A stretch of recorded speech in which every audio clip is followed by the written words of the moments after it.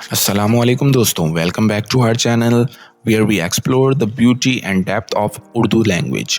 आज का हमारा टॉपिक है कॉन्सिक्वेंसेस का मतलब और उसकी कुछ एग्जांपल्स। तो चलिए शुरू करते हैं। सबसे पहले कॉन्सिक्वेंसेस का असल मतलब है नतीजा या असर।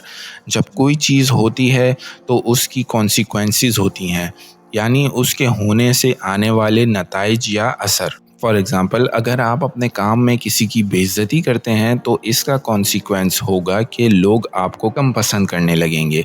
So you could say the consequences of disrespecting your work is that people will dislike you.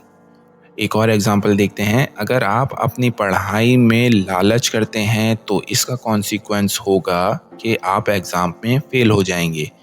In that case, you could say the consequences of being greedy in your studies is that you will fail in your exams. तो याद रखिए, हर काम का अपना consequence होता है, यानी कि हर अमल का रद्द अमल होता है। उर्दू में कॉन्सिक्वेंसेस का यूज़ करके आप अपने डेली कॉन्वर्जेशन को भी इंटरेस्टिंग बना सकते हैं।